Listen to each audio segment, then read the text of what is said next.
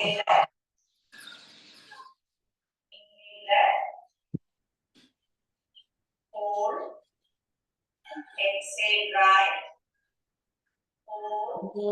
श्री परमात्मने नमः। श्रीमद्भगवद्गीता अथ षष्ठोऽध्यायः आत्मसंयमयोगः। श्रीभगवानुवाच अनाश्रितकर्मफलं कार्यं कर्म करोति यः स सन्न्यासी च योगी च न निरग्निर्न चाक्रियः यं सन्न्यासमिति प्राहुः योगं तं विद्धि पाण्डव न ह्यसन्न्यस्य संकल्पः योगी भवति कश्चन आरुरुक्षोर्मुनिर्योगं कर्म कारणमुच्यते योगारूढस्य तस्यैव शमः कारणमुच्यते यदा गिनेन्द्रियार्थेषु न कर्मत्स्वनुषज्यते सर्वसंकल्पसन्न्यासी योगारूढस्तदोच्यते उद्धरेदात्मनात्मानम् आत्मानमवसादयेत् आत्मैव ह्यात्मनो बन्धुः आत्मैव रिपुरात्मनः बन्धुरात्मात्मनस्तस्य एवात्मैवात्मना जितः येनात्मै बन्धुरात्मात्मनस्तस्य येनात्मैवात्मना जितः अनात्मनस्तु शत्रुत्वे वर्तते तात्मैव शत्रुवत्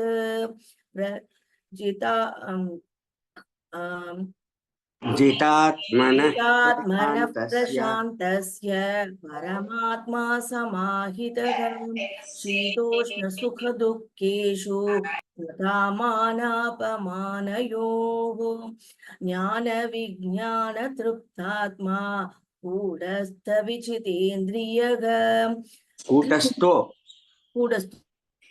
कूटस्थो विजितेन्द्रियः ज्ञानविज्ञानतृप्तात्मा कूटस्थो विचितेन्द्रियः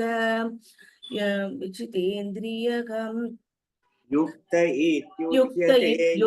इत्युच्यते योगी समलोष्टास्मकाञ्चनः सुहृन्मित्रारुदासीनमध्यस्तत्त्वेष्वबन्धुषु साधुष्वपि च पापेषु समबुद्धिर्विशिष्यते योगी युञ्जीत सततम् आत्मानं रगसि स्थितः एकाकीयदचित्तात्मा निराशीरपरिग्रहः कुशौ देशे प्रतिष्ठाय स्थिरमासनमात्मनः नातिष्ठितं नातिनीचं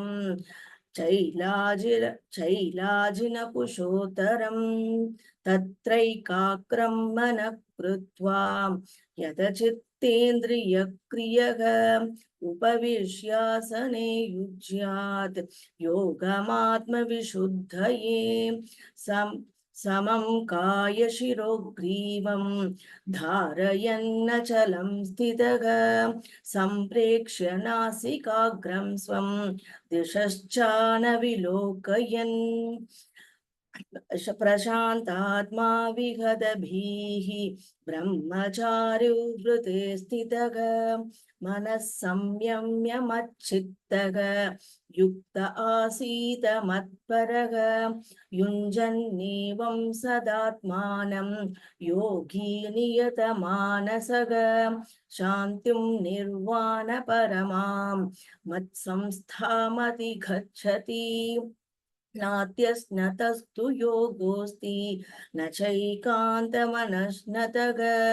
न चादिस्वप्नशीलस्य जाग्रतो नैव चार्जुन युक्ताहारविहारस्य युक्तचेष्टस्य कर्मसु युक्तस्वप्नावबोधस्य योगी भवति दुःखहां यदा विनयतं चित्तम् आत्मन्येवावतिष्ठते निःस्पृहः सर्वकामेभ्यः योगो युक्त युक्त इत्युच्यते युक्त इत्युच्यते तदा यथा दीपो निवातस्तग नेङ्गते सोपमा यथा स्मृता दीपो निमातस्तः यथा दीपो निवातस्थग नेङ्गते सोपमा स्मृता योगिनो यदचित्तस्य युक्तो युञ्जतो युञ्जतो योगमात्मनः योगमात्मनः यत्रो परमते चित्तं निरुद्धं योगसेवया यत्र चैवात्मनात्मानं पश्यन्नात्मनि तुष्यति सुखमात्यन्तिकं यत्तत् बुद्धिग्राह्यमतीन्द्रियं वेति यत्र न चैवायं वेति यत्र न चैवायं दिशश्चलति तत्त्वतः यं लब्ध्वा चापरं लाभं मन्यते नाधिकं ततः यस्मिन् स्थितो न दुःखेन गुरुणापि विचाल्यते तं विद्या दुःखसंयोगवियोगं योगो संज्ञितम् योगं योगसङ्गितम् तं विद्या दुःखसंयोगं तं योग विद्या दुःखसंयोगवियोगं योगसंज्ञितम् करेक्ट सनिश्चयेन कर्तव्यः सनिश्चयेन कर्तव्यः योगो निर्विण्णचेतसा okay, very good madam, you have practiced.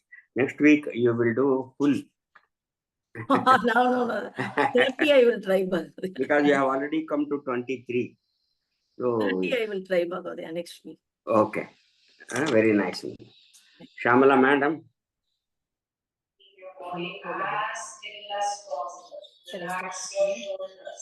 Yeah. ॐ श्री परमात्मने नमः। श्रीमद्भगवद्गीता अथ षष्ठोऽध्यायः आत्मसंयमयोगः। श्रीभगवानुवाच अनाश्रितः कर्मफलम् कार्यं कर्म करोति यः स सन्न्यासी च योगी च न निरग्निर्न चाक्रियः यं सन्न्यासमिति प्रागुः योगं तं विद्धि पाण्डव न ह्यसन्न्यस्तसङ्कल्पः योगी भवति कश्चन आरुरुक्षोर्मुनेर्योगं कर्म कारणमुच्यते योगारूढस्य तस्यैव शमः कारणमुच्यते यदा हीनेन्द्रियार्थेषु न कर्मस्वनुषज्जते सर्वसङ्कल्पसन्न्यासी योगारूढ तदोच्यते उत्तरेदात्मनात्मानम् आत्मानम् अवसादयेत् आत्मैव ह्यात्मनो बन्धुः आत्मैव रिपुरात्मनः बन्धुरात्मात्मनस्तस्य येनात्मैवात्मना जितः अनात्मनस्तु शत्रुत्वे वर्तेदात्मैव शत्रुवत् जितात्मनः प्रशान्तस्य परमात्मा समाहितः शीतोष्णसुखदुःखेषु तथा मानापमानयोः ज्ञानविज्ञानतृप्तात्मा कूटस्थो विचितेन्द्रियः युक्त उच्यते योगी समलोष्टाश्मकाञ्चनः सुहृन्मित्रार्युदासीन मध्यस्तत्वेष्य बन्धुषु साधुष्वपि च पापेषु समबुद्धिर्विशिष्यते योगी युञ्जीत सततम् आत्मानं रहसि स्थितः एकाकी यत चित्तात्मा निराशीर परिग्रहः शुचौ देशे प्रतिष्ठाप्य स्थिरमासनमात्मनः नात्युच्छ्रितं नाचिनीचं चैलाजिन कुशोत्तरं तत्रैकाग्रं मनः कृत्वा यतचित्तेन्द्रियक्रियः समवे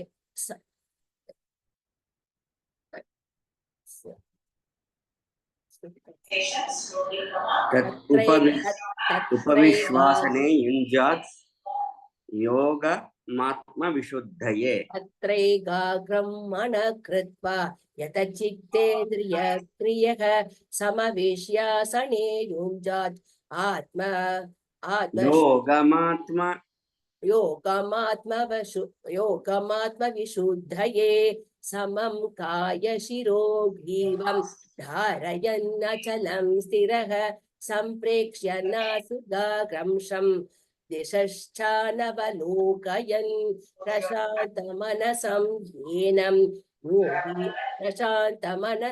योगिनं ब्रह्मचारी व्रते स्थितः प्रशान्तात्मा विगतभिः प्रशान्तात्मा विगतभिः ब्रह्मचारी व्रते स्थितः मनसंयम्य मच्चित्तः युक्त आसीत मत्परः युञ्जन्येवं सदात्मानं योगी नियतमानसः शान्तिं निर्वाण परमात् मत्संस्थामधिगच्छति नात्यश्नतस्तु योगोऽस्ति न चैकान्तमनश्नतः न चापि स्वप्नशीलस्य जाग्रतो नैव चार्जुन युक्ताहारविहारस्य युक्तचेष्टस्य कर्मसु युक्तस्वप्नावबोधस्य योगो भवति दुःखः यथा विनियतं चित्तम् आत्मन्येवावतिष्ठते निःस्पृहः सर्वकामेभ्यः युक्तयुच्यते तथा यथा दीपो निवातस्तः नेङ्गते चोपमा स्मृता योगिनो यतचित्तस्य युज्यते योगमात्मनः यत्रो परमदे चित्तं युञ्जतो मैडम योगिनो यतचित्तस्य युञ्जतो योगमात्मनः योगिनो यतचित्तस्य युज्यतो योगमात्मनः यत्रो परमदे चित्तं निरुद्धं योगसेवया तत्र चैवात्मनात्मानं पश्यन्नात्मनि तुष्यति सुखम् आत्यन्तिकं यत्तत्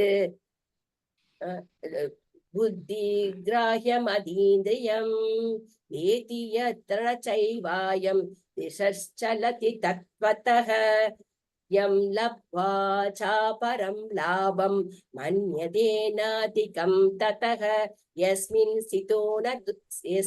स्थितो न दुःखेन गुणाभि विचार्यते तं विद्या दुःखसंयोगवियोगं योगसंज्ञितं शनिश्चयेन योक्तव्यः योगो निर्भिन्नचेतसा सङ्कल्पप्रभवान् कामान् त्यक्त्वा सर्वान् शेषतः मनसैवेन्द्रियग्रामं विनियम्य समन्ततः शनैरुपरमेत् बुद्ध्या धृति गृहीतया आत्मसंस्थं मनः कृत्वा न किञ्चिदपि चिन्तयेत् यतो निश्चरति मनश्चञ्चलमस्थिरं ततस्ततो नियम्येत् आत्मन्येव वशं नयेत् प्रशान्तात्मा प्रशान्तमनसं ह्येनं योगिनं सुखमुत्तमम्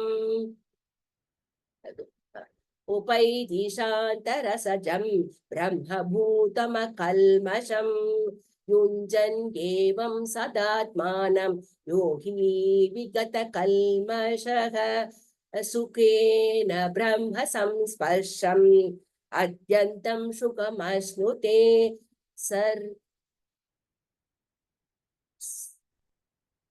सर्वभूतस्थमात्मानं सर्वभूतसमात्मानं सर्वभूतानि चात्मनि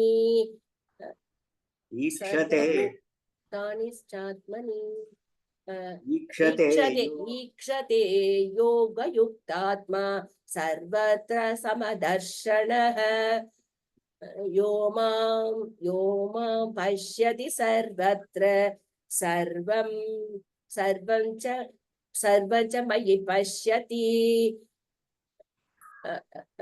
तस्याहं न प्रणश्यामि तस्याहं न पश्यामि तस्याहं न प्रणश्यामि स च मे न प्रणश्यति तस्याहं न प्रणश्यामि तस्याहं न प्रणश्यामि स च मे न प्रणश्यति.